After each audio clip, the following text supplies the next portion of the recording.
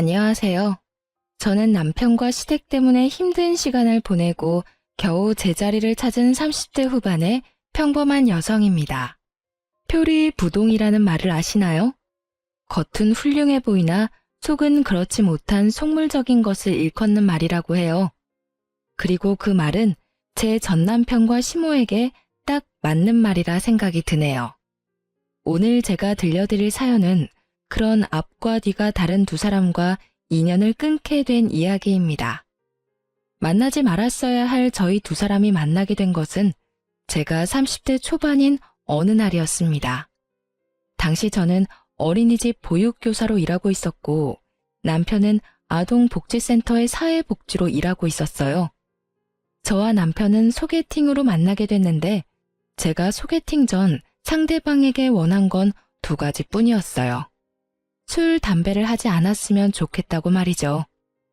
요즘에 술 안 하는 사람은 없을 텐데 제 지인은 그런 사람 있다며 소개를 해주겠다고 하더군요. 처음 남편을 보았을 때는 착하고 순한 사람이라는 생각을 했어요. 그래서 저는 그 사람과의 만남을 이어갔죠. 그렇게 순순히 결혼으로 이어질 줄 알았던 저희 만남에 순간 브레이크가 걸린 일이 생겼어요. 바로 종교 때문이었죠. 저는 무교였고 저희 부모님도 종교가 없었어요.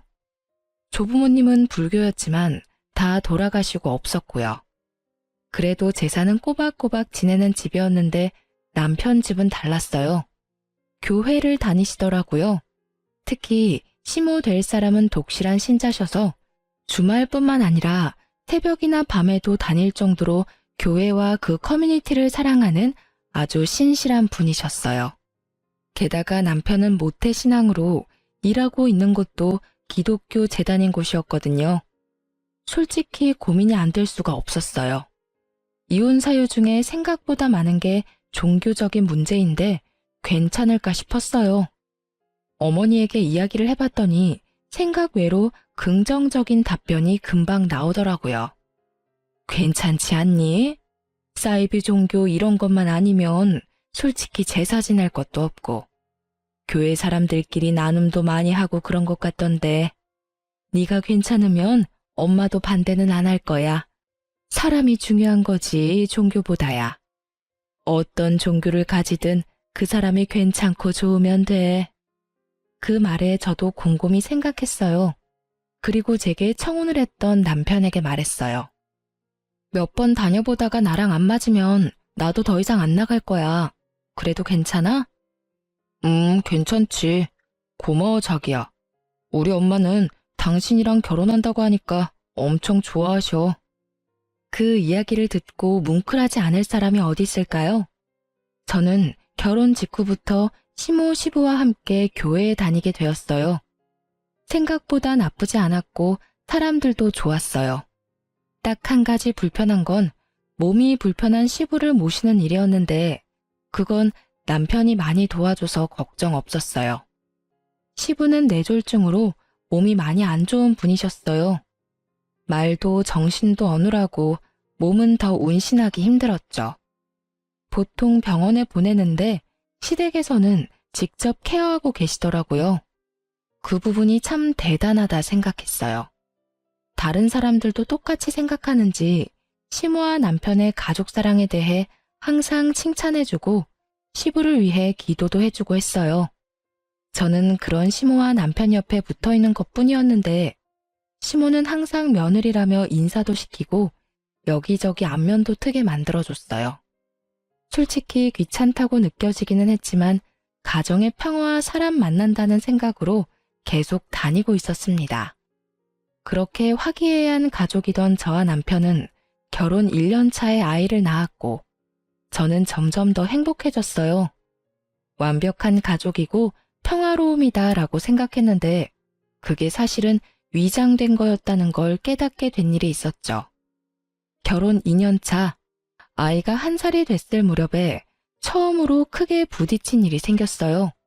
그건 정말 신혼 초에 일어난 일이었죠.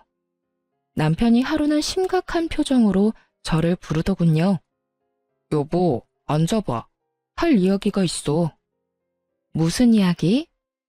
전 아무 생각 없이 거실 소파에 앉으며 남편에게 물었어요. 우리 전셋집 내놓고 우리 본가랑 합가하는 건 어때? 합가? 싫어. 아직 신혼인데 무슨 합가야? 제 입에서는 대뜸 거절의 말이 나왔습니다. 그만큼 생각조차 없던 일이었으니까요. 남편이 제게 이야기를 꺼내온 건 지금 살고 있는 신혼집이 제가 결혼 전부터 살고 있던 제 명의의 전셋집이었기 때문이었어요. 마음대로 결정할 수 없으니 제 양해를 구하려던 거였죠. 집이 마음에 안 들어? 그건 아니야. 엄마가 합가를 원하시는 것 같아서. 솔직히 우리도 전셋집에서 계속 살 수는 없잖아. 이 집 전세금으로 본가 리모델링 싹 해서 들어가면 좋을 것 같아서 그래. 어머님이 합가를 원하신다고? 나한테는 별말 없으셨는데? 그런 낌새조차 없으셨다고. 합가 이야기 엄마가 먼저 꺼내면 너무 원하는 것처럼 보일까봐 내가 말하는 거야. 솔직히 엄마 혼자 아버지 모시는 것도 힘들고 그 집도 평수는 좋은데 옛날 집이다 보니 아버지 수발 들 때 불편한 것도 있고 생각해보지 않을래? 저는 너무나 당황했습니다. 시부 때문이라면 할 말은 없지만 그래도 신혼은 즐기게 해줄 줄 알았어요. 그리고 남편도 결혼 전에는 따로 자취하며 살았기에 시부를 모시는데 큰 어려움은 없었나 보다 싶었는데 갑작스레 이런 이야기를 들으니 당황할 수밖에요. 이런 이야기하는 게 좀 냉정해 보일 수도 있는데 나는 싫어. 수발을 드는 게 싫다기보다는 합가 자체가 싫은 거야. 이 집이랑 시댁도 가깝고 굳이 합가 안 해도 아버님 모실 수 있는 방법도 많은데. 그리고 당신 항상 퇴근이 늦잖아. 그러면 시댁에 있는 동안 일은 나 혼자 해야 한다는 뜻이고. 안 돼. 난 못해. 자신도 없고 싫어. 여보, 생각 좀 해보고 말해줘. 싫다고 딱 잘라 말할 수 있는 게 아닌 거 알잖아. 엄마도 고생 많이 하셨고 나도 최대한 도와줄 거야. 당신한테만 다 맡기진 않아. 그리고 엄마가 애도 봐줄 수 있고 얼마나 좋아? 그래도 싫어. 애는 내가 더 잘 봐. 그리고 최소한 이야기 꺼내기 전에 내 생각이 어떤지 물어봤었어야지. 갑자기 합가하자 라고 하면 누가 좋아해? 여튼 난 싫어. 아버님 수발 드는 거 힘들면 내가 도와드릴 수는 있어. 하지만 합가는 아니야. 애 데리고 합가. 당신이랑 나 좋아서 결혼했는데도 신혼 초에는 이것저것 많이 부딪혔거든? 그거 생각하면 어머님이랑 나 부딪히지 않을 이유가 없어.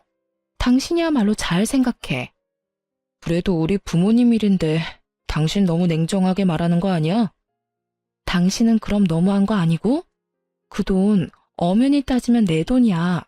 그런데 그 전세금으로 뭐 하자 다 정해놓고 이런 식으로 통보하면 내가 얼씨구나 좋다 하면서 당신 말 따를 거라고 생각했어? 제일 큰 문제가 그거야. 지금 내 전세금을 시댁에 다 쓰자고 말하고 있는 거잖아. 차라리 이 돈으로 새 집을 사자고 했으면 그렇게 했을지도 모르지만 뭐? 합가? 그러면 그 전세금 쓸 생각하지 말고 당신이 당신 돈으로 집 고쳐. 완강한 제 거부에 남편은 난색을 표하더군요. 그러더니 알겠다며 잠시 생각할 시간을 갖자고 하더군요. 저는 생각하고 말고 계속 거부할 생각이었는데 남편은 그게 아니었나 보더군요. 다음날 새벽 저는 육아로 지쳐 침대에 누워 눈을 감고 있었어요. 일은 가지 않아도 몸이 힘들었거든요. 한밤중에 뒤척이는 애 때문에 힘들었는데 잠도 오지 않아 침대에 누워만 있었어요. 그런데 그때 남편이 전화기를 몰래 들고는 거실과 이어진 화장실에 들어가서 누군가와 통화를 하더라고요. 상대방은 시모였습니다. 그리고 소곤거리는 남편의 통화를 듣는 순간 저는 이게 쉽게 끝날 일이 아니란 걸 알았어요. 엄마, 그 사람 지금 자. 내가 이야기해봤는데 씨알도 안 먹혀. 그래서 내가 좀만 더 시간 두자고 했잖아. 갑자기 아버지 모시라고 그러면 좋아할 여자가 어디 있어? 결혼 전에 그런 이야기 하나도 안 했는데. 그러는 엄마야말로 보육교사라고 했더니 아버지 수발 맡길 거라며 좋다고 했잖아. 두 사람 하는 이야기를 들어보니 문제가 많은 모자지간이었더군요. 그리고 합가를 하자는 이유도 명확했고요. 시모는 결혼 전부터 제게 시부수발을 들게 할 생각이었더라고요. 보육교사라 돌보는 건 잘할 거라고 생각했나 봐요. 애면 봐줄 수 있죠. 제가 요양보호사도 간호사도 아닌데 어떻게 뇌졸중에 걸린 아버지를 전문적으로 케어해요? 그냥 공짜 노동력 부리려고 하는 거, 그게 목적인 거죠. 골이 띵하더라고요. 화장실 문을 열어놨는지 선명히 들리는 소리에 저는 한바탕 하려다 멈췄어요. 제 것을 시댁 것처럼 말하는 걸 보니 제게 그 돈이 없으면 두 번 다시 저한테 그딴 소리 안 하겠지 싶어서 친정에 전화해서 나중에 남편에게 연락이 오면 우리 집에 빚이 많은 것처럼 말해주라고 말이에요. 그 다음날 저는 여전히 합가 어떠냐고 묻는 남편을 앉혀두고 그렇게 말했어요. 나도 할 말 있어. 근데 당신 모르지? 우리 친정에 빚이 좀 있거든? 내가 이 집 전세금 받고 나서 집에 일이 터져서 친정에서는 빚내서 그거 틀어막았어. 지금도 빚은 갚고 있는데 한참 남았고. 그래서 이 집 내놓고 나면 난 그 빚부터 갚아야 돼. 그리고 그거 갚고 나면 리모델링 할 돈도 안 남을 건데 괜찮겠어? 제가 이렇게 이야기했을 때 남편 반응을 보기로 했어요. 처가댁 빚이 얼만데? 1억 5천. 사실 그 돈은 제가 번 돈이 반, 엄마가 준 돈이 반이었어요. 그런데 남편은 저희 엄마에게 바로 전화부터 하더군요. 장모님, 실례되는 질문이긴 한데 혹시 처가에 빚이 있나요?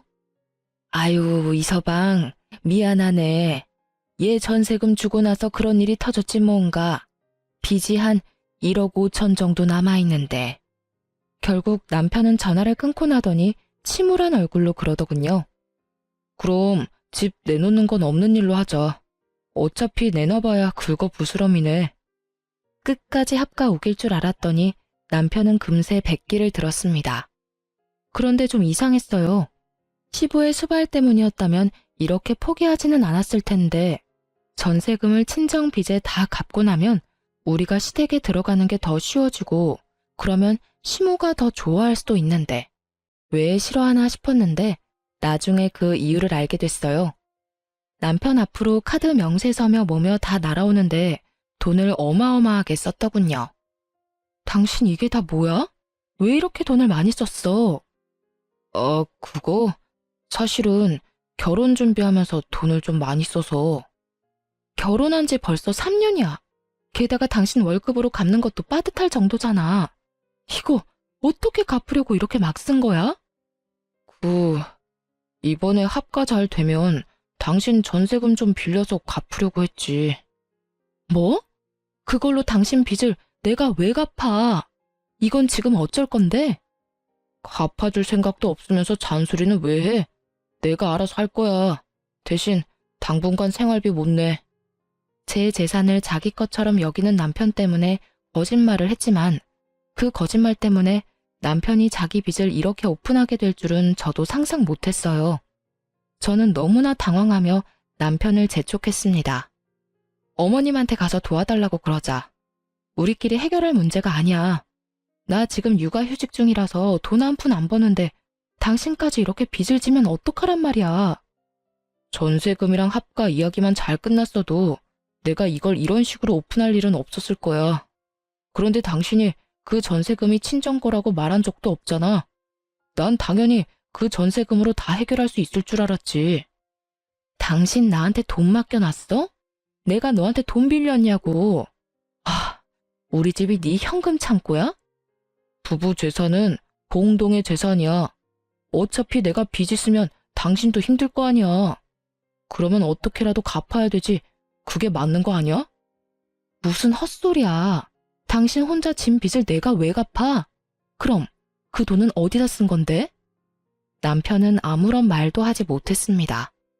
결국 우리들의 언쟁은 남편의 자리 회피로 끝이 났고 저는 남편에게 문자를 보냈습니다. 어머님한테 연락해서 어떻게든 도와달라고 해. 이 문제는 우리끼리 해결 불가능한 문제야. 지금 있는 돈도 없는데 나까지 빚을 내면 우리 둘 다 파산이야. 알겠어? 결국 남편이 시모에게 도움을 청했는지 그 다음날 저에게 전화가 걸려왔어요. 넌 도대체 집안 살림을 어떻게 하길래 네 남편이 그렇게 빚을 지는 것도 모르니? 그 이야기에 정말 당황했습니다. 왜 저를 탓하시는지? 돈을 빌린 건 본인 아들인데 말이죠.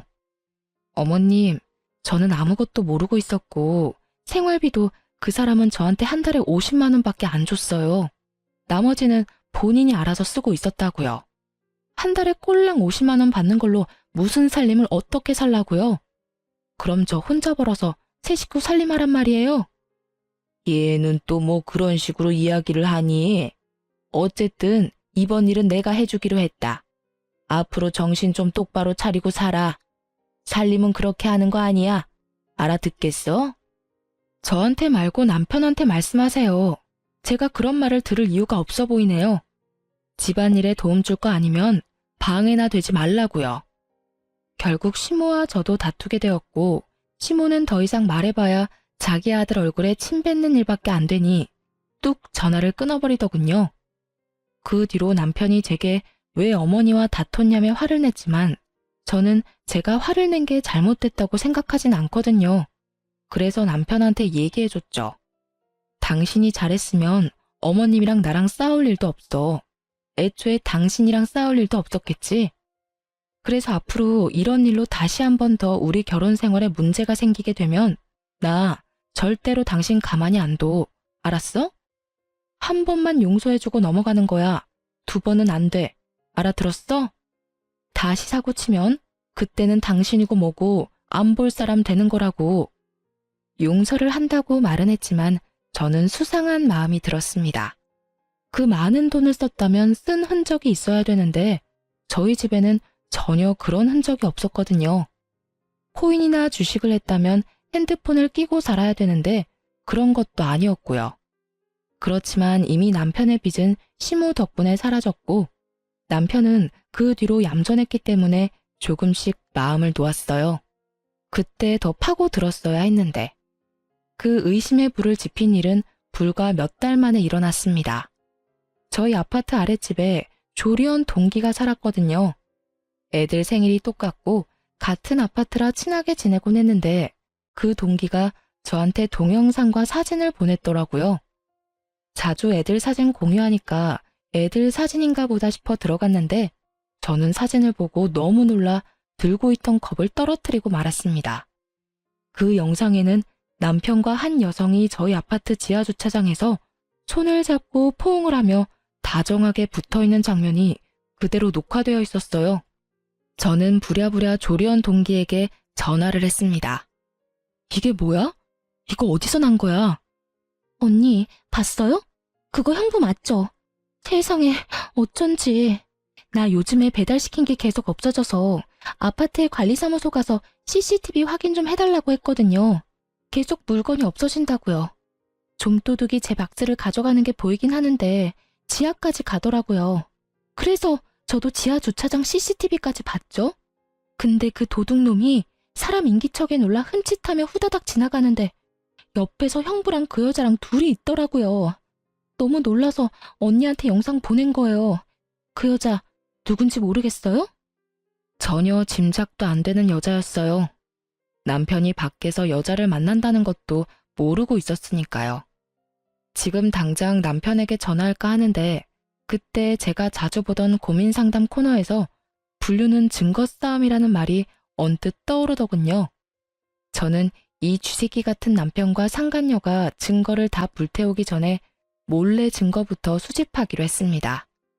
그리고 상간녀의 뒤도 같이 캤어요. 털어서 먼지 안 나오는 사람 없잖아요. 작정하고 증거를 모으는데 상간녀도 참 양파 같은 여자더군요. 게다가 더 열받는 건 남편이 그때 빚진 거 있잖아요. 그 돈을 전부 그 여자한테 다 털어넣었다는 사실이에요. 와이프는 집에서 애 보느랴 돈 아끼랴 개고생하며 사는데 상간녀에게 이것저것 선물 다 해주고 결국에는 빚까지 진 호구 같은 놈을 어떻게 해야 하나 고민하다가 일단 시모에게 먼저 이야기하기로 했습니다. 시모가 독실한 기독교인인데 자식이 불륜을 저지른다고 하면 남편을 혼내줄 거라고 생각했거든요. 그런데 그 반응은 제 예상과 180도 달랐어요. 네가 잘못한 거 아니니? 내 아들하고 닮은 사람일 수도 있지 않니? 어머님, 닮은 사람이라도 옷이나 소지품은 다 다르잖아요. 지금 남편 입은 옷이며 소지품은 다 저희 집에 있는 물건이에요. 그렇다면 이미 결론이 난 것 같은데 넌 도대체 이 일을 왜 나한테 이야기하는 거니? 네? 정말로 뜬금없는 시모의 말에 저야말로 어리둥절해져서 되물었어요. 네가 남편 뒤나 캐고 다니면서 남편 불륜이나 지어서 말하는 거 보니 네가 의부증인가 보다. 이게 우리 아들이라는 건 맞다고 치자, 네 말대로. 그런데 너 없는 이야기 지어내고 그러면 못 써. 그 여자랑 그냥 아는 사이일 수도 있지 않니? 어머님, 숙박업소에서 함께 나온 거 보면 확실하잖아요. 난 그런 거 모르겠고 헤어질 거 아니면 그냥 덮고 살아라. 집이며 주변 시끄럽게 하지 말고. 저는 그간 쌓아온 시모에 대한 신뢰가 와르르 무너지는 기분이었습니다. 제가 시모에게 남편의 불륜에 대해 먼저 말한 것은 시모가 남편을 따끔하게 일러주길 바라는 마음에서였어요. 그리 독실하고 신실한 시모이니 자기 아들의 불륜을 알면 아들에게 저 대신 인간의 도리를 따져 제정신을 차리도록 만들어줄 거라 생각했거든요. 그런데 이런 반응이라니. 저는 배신감에 치를 떨며 집으로 돌아왔어요. 이를 바득바득 앓며 모아놓은 증거를 보며 저는 그날 저녁 남편에게 제가 모은 증거를 들이밀며 따졌습니다. 이거 설명해봐. 제가 던진 사진에 남편 놈이 저를 빤히 쳐다보더군요. 또 내 뒷조사했냐? 뒷조사했으면 왜? 잘못됐어? 열받으면 너도 내 뒷조사해. 나는 아무것도 걸릴 거 없으니까. 나처럼 네가 떳떳하면 문제 없잖아. 그런데 지금 이게 뭐야?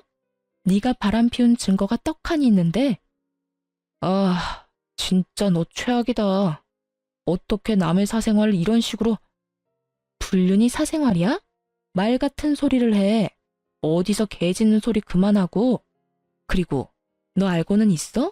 그 여자 가정까지 있는 유부녀야. 알고 만나는 거니? 알고 있어. 뭐? 안다고. 그 사람도 곧 이혼하고 나랑 결혼하기로 했어. 결혼? 미쳤어? 당신 유부남이야. 그게 뭐? 솔직히 당신이랑 결혼 잘못한 것 같아. 그 여자를 먼저 만났다면 당신이랑 결혼 안 했을 거라고. 당신 직업이 엄마 마음에 들어서 결혼한 거야. 그걸 말이라고. 정신이 나갔네. 제정신이 아니야. 제정신이었으면 결혼해서 네 새끼 낳아준 마누라한테 이런 말을 할 수가 없지. 당신이 알았으니 차라리 잘 됐어. 우리 이혼하자. 뭐가 이렇게 당당한가 싶었어요. 가진 거 쥐뿔도 없는 놈이 저만큼 당당하니 뭔가 큰 걸 감추고 있나 싶을 정도였죠. 남편과 싸우고 난 뒤 저는 시모와 함께 가던 교회에 안 갔어요. 갈 기분도 아니었고 그런 식으로 말하는 시모와 마주하고 싶지도 않았거든요. 그런데 그날 시모에게 전화가 왔더군요. 너 오늘 왜 안 왔니? 너 이거 신뢰의 문제야. 오늘은 아파서 못 나온다고 했으니 다음은 꼭 나와. 아들이 바람을 펴서 집안이 난리가 났는데도 교회에 운운하는 시모를 보니 완전 눈이 확 돌아버리더라고요. 안 나가요. 제가 거길 왜 나가요? 이제 그 사람이랑 이혼할 판인데. 뭐?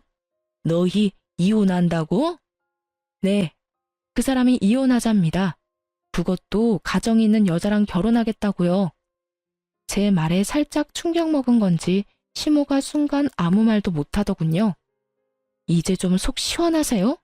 저를 의부증으로 몰아가면서 아들을 두둔하시더니 하필이면 가정이 있는 여자랑 바람을 핀다니 어떠세요? 저는 기분이 아주 더럽던데. 덮고 살고 할 것도 없었네요. 빌며 사과라도 하고 다시는 안 만나겠다고 해도 용서해줄까 말까인 상황에 유부녀를. 그만해라. 어차피 너희 사이 망가진 거 고칠 수 없어 보이니 이혼하는 것도 한 방법이지. 그리고 너 이혼할 거면 곱게 해. 어디 가서 소문나도록 하지 말고. 처신 똑바로 하라는 소리야. 알아들어? 세상에, 제가 들은 게 맞나 싶었어요. 아들 두둔하는 거야 그렇다 손 치지만 저한테 처신을 똑바로 하라니. 제 자식한테는 쓴소리 하나 하기 싫고 며느리한테는 쓴소리며 못할 소리며 가리지 않고 하는 시모를 보니 저도 이성의 끈이 뚝 끊어졌어요. 이혼하는 마당에 그걸 어떻게 신경 써요? 그렇게 조용히 저희 이혼시키고 싶으시면 어머님이 알아서 하세요. 저한테 이래라 저래라 하지 마시고. 시모 때문에 열받아서 씩씩거리는데 상간녀가 저한테 연락이 왔어요. 잠깐 나오세요. 서로 할 말 많잖아요. 내가 너 오란다면 오고 가란다면 가는 사람이야? 나 당신 같은 여자랑 상종도 하기 싫으니까 2번 다시 연락하지 마. 저도 앞으로 연락 안 할 거예요. 한 가지만 말하려고 했는데 그럼 전화로 하죠. 집에 있는 거 다 놔두고 몸만 나가세요. 지저분하게 굴면서 이혼 안 하려고 발버둥 치지 말고요. 뒤처리하는 저도 생각해줘야죠. 정신 나간 년이 여기 또 있네. 이보세요 상간년아. 뒤처리는 네가 다 해야 할 것이고 대신에 이혼은 무조건 내가 해준다. 그리고 여기 있는 내 물건 딱 다 들고 갈 거야. 네가 사귀는 그 나쁜 불륜남한테 무슨 소리 들었는지는 모르겠지만 쓰레기 새끼 데리고 살아봐야 쓰레기라는 거 언젠가는 깨닫기 바란다. 한 번만 더 전화해서 이딴 도발하면 너네 회사로 가서 한바탕 뒤집어 줄 거야. 쓰레기라도 뺏기니까 속 쓰려서 발악하나 본데 나는 그 사람하고 헤어질 생각 없어요. 우리는 사랑으로 맺어져 있고 당신 같은 사람은 그냥 거쳐가는 사람일 뿐이라고. 어디서 버림받은 주제에 큰 소리야? 버림받았으니까 큰 소리 치지. 마음 같아서는 온 동네방네 돌아다니면서 두 연놈들이 무슨 짓 했는지 다 까발리고 싶다만 내가 나중을 위해서 참는 거야. 두고 너네들한테 복수하려면 지금 법에 문제되는 일 만들어서 처벌받으면 곤란하지. 벌벌 떨면서 살아. 내가 위자료 소장 어디로 던질지 모르니까. 남편과 시모 상간녀까지 재수없는 것들과 드자비질하는데 지치는 건 저더군요. 그래서 한 번에 싹 다 정리하기로 마음먹었습니다. 그날로 저는 남편과 이혼 소송에 들어갔습니다. 그리고 그와 동시에 집주인에게 전화를 했어요. 재계약 안 하겠다고요. 때마침 전세 재계약 날짜가 다가오고 있었거든요. 부동산에서 왔다 갔다 하는데 남편에게는 이야기도 안 했어요. 어차피 집에 들어오지도 않더군요. 문자 하나 왔어요. 이혼 판결 나기 전에는 거기 안 들어갈 거라고요. 제 신혼집도 재산 분할에 들어갈 거라는 착각이라도 한 모양이더라고요. 저는 모르는 척했어요. 알려줄 필요도 없었죠. 고유 재산은 재산 분할에 안 들어간다는 걸요. 그렇게 전셋집은 새로운 계약이 됐고 이사 전날 저는 짐을 모두 싸서 친정으로 모두 보내버렸어요. 큰 가전 중에 쓸만한 것은 모두 팔아버렸고 남편 짐은 그대로 놔뒀어요. 그리고 제 짐 다 보내고 남편 놈에게 문자 하나 보냈어요. 짐 가지고 꺼져. 라고 말이죠. 남편 놈은 답도 없더군요. 저는 코웃음을 쳤습니다. 남편 놈이 이제 당할 일들이 눈에 선했거든요.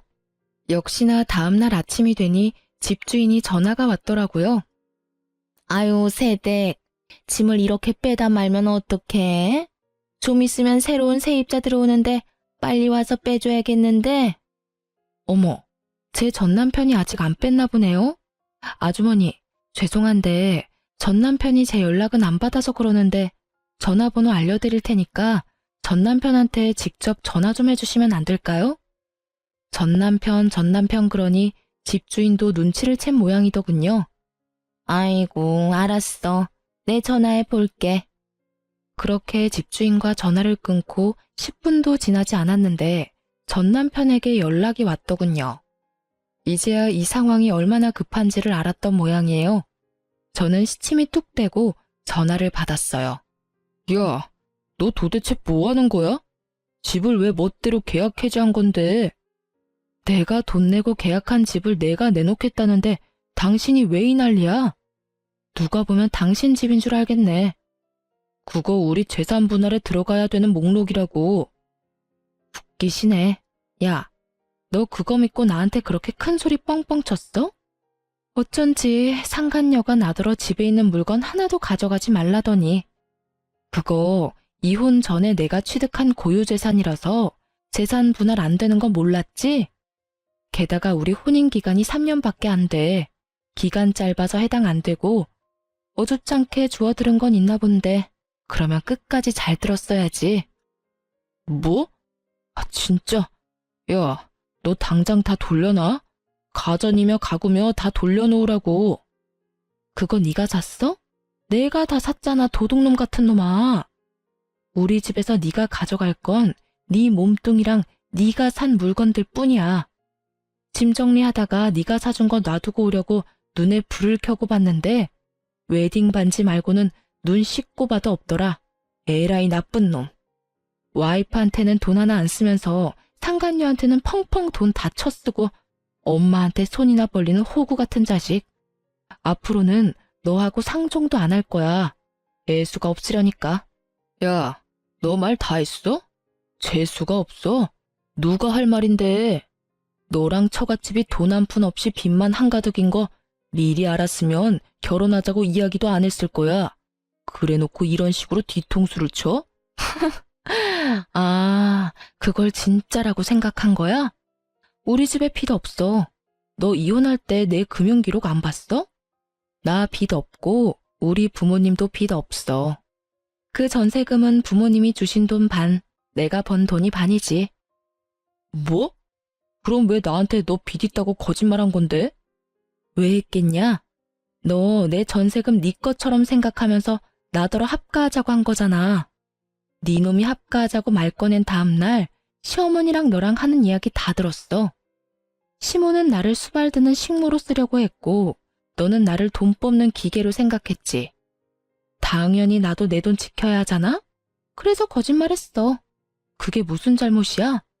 그래서 내가 빚을 지기를 했어. 있는 돈을 다 까먹기를 했어? 내가 혼인이 파탄에 이를 정도로 나쁜 짓을 했나? 그대로 가만히 놔뒀으면 다 우리 돈이 됐을 텐데. 이보세요 아저씨. 돈 다 까먹고 나한테 책임지라던 너를 보면서 새삼 내가 그런 거짓말을 한 게 다행이라는 생각이 들더라. 미친놈아. 미치려면 곱게 미쳐. 그리고 대가리도 그만 굴리고. 잔대가리 굴리다가 봐. 너만 똥 됐지. 그렇게 하고 싶은 말 다 하고 전화를 끊으니 속이 다 시원하더군요. 사실 전세금의 절반은 어머니가 주신 거라 어머니에게 맡겨두고 저는 아이와 함께 친정에 잠시 몸을 맡겼어요.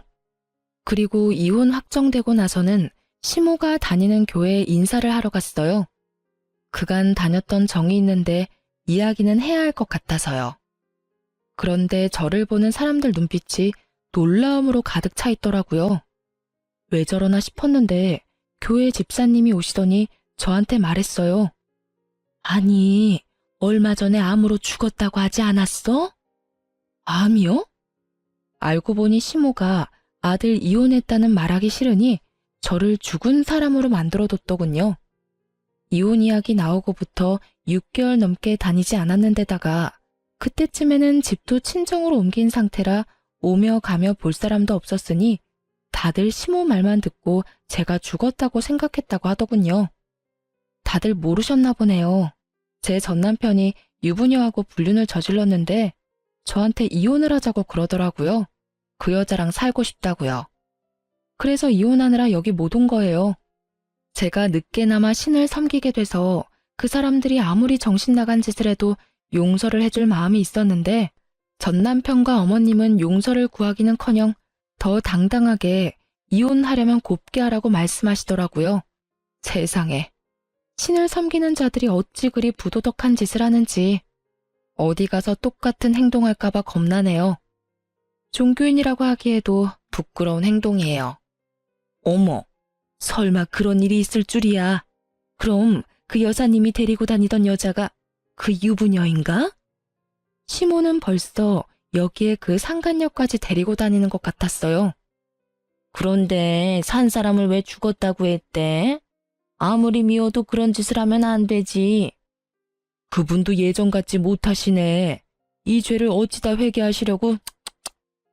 회개를 할 마음은 있으시겠어요? 없던 일로 하고 싶어서 며느리를 죽은 사람 취급했는데. 어휴, 못 믿을 사람이네. 커뮤니티 내부는 그야말로 난리가 났고 자리에 시모도 없는데 시모의 악명이 순식간에 퍼져갔어요. 저는 인사를 하러 갔다가 시모에 대한 복수를 완수하고 사람들의 작별 인사를 받으며 교회 밖으로 나왔어요. 그런데 주차장 근처에서 시모의 목소리가 들리더군요. 예, 너 이런 옷 좀 입지 말라고 몇 번을 이야기했어. 불륜으로 우리 아들 만난 거 티내고 싶어서 그래? 도대체 애가 한 번에 알아듣는 법이 없어. 아휴, 내 아들이지만 어쩌면 보는 눈이 이렇게 없는지. 그래도 이전 며느리는 데리고 다니는 맛이라도 있었지. 이건 뭐 반반한 얼굴 말고는 뭐 하나 제대로 하는 게 없어. 전 시모는 상간녀를 아주 물어뜯고 계시더군요. 저는 그 모습을 보며 웃었습니다. 그리고 전 시모 앞에 떡하니 얼굴을 드러냈죠. 너 왜 여기에 있어? 너 설마 교회에 들어갔다 오는 길이니? 그건 어머님이 들어가 보시면 알겠죠. 인사 잘하고 돌아갑니다. 그리고 죽었다고 말해주셔서 고마워요. 근데 그거 아시나 모르겠네요. 죽었다는 소문나면 오래 산다는 말.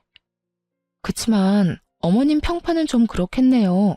사람들이 거짓말쟁이라고 생각하지 않을까요? 미쳤어. 너 진짜 미쳤어. 이혼한 마당에 여길 왜 와? 제 말에 시모가 부들부들 떨며 저를 손가락으로 가리키더군요. 살아있는 사람인데 어딜 가든 무슨 상관이에요? 이제 우리 남보다 못한 사이인데. 저는 시모 앞에서 눈치만 보고 있던 상간녀에게 말했어요.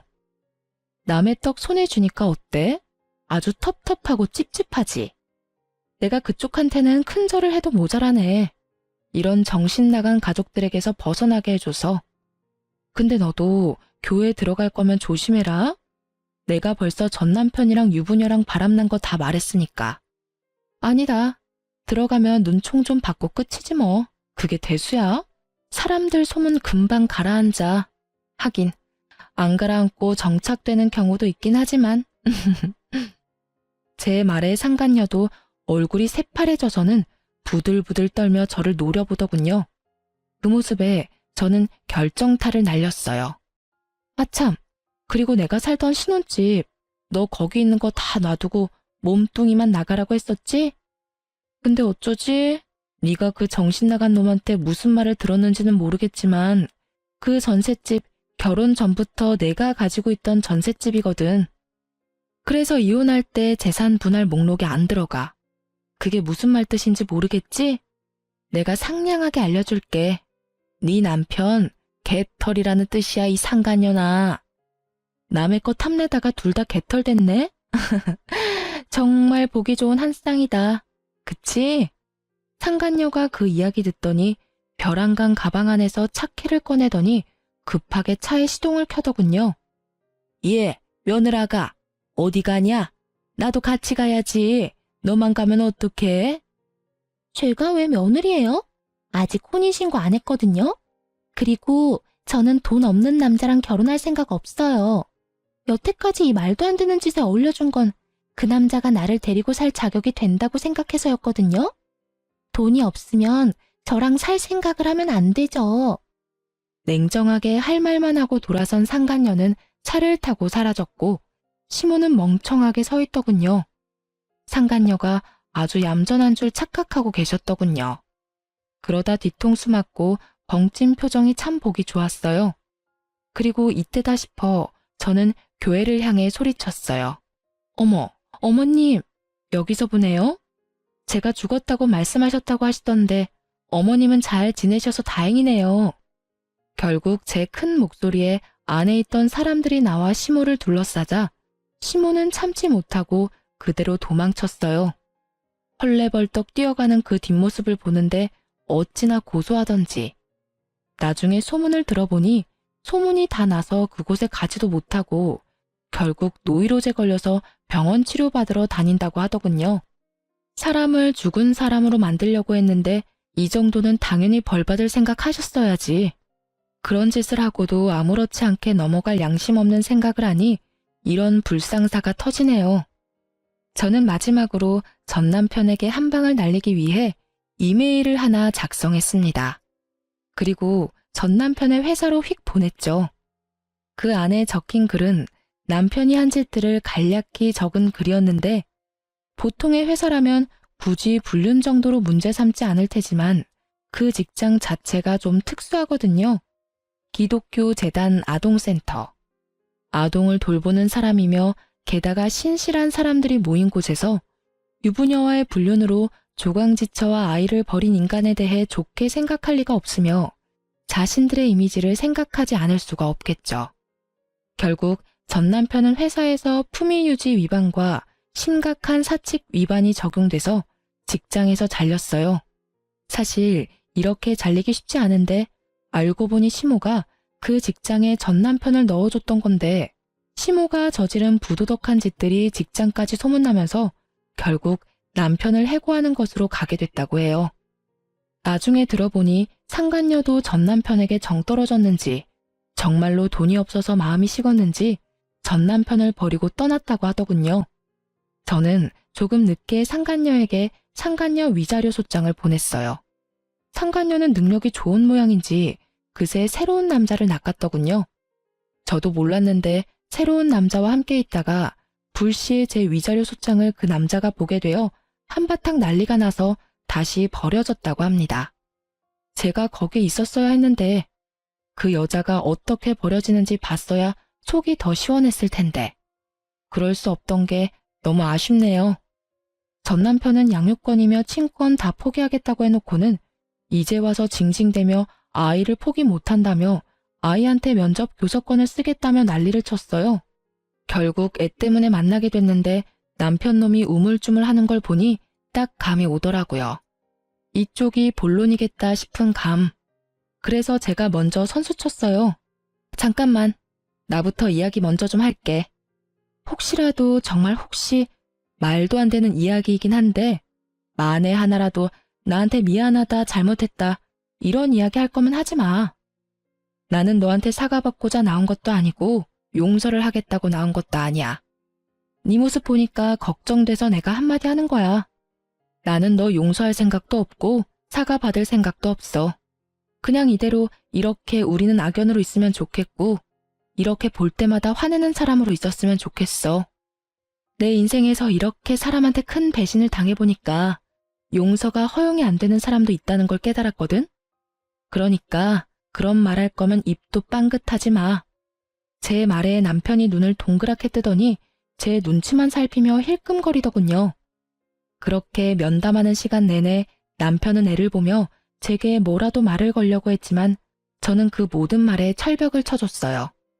아이 때문에 만나긴 했지만 정말로 만나기 싫은 인간 같지도 않은 놈을 만나 할 말 같은 건 없었거든요. 그렇게 시간 보낸 뒤 우리는 헤어졌네요.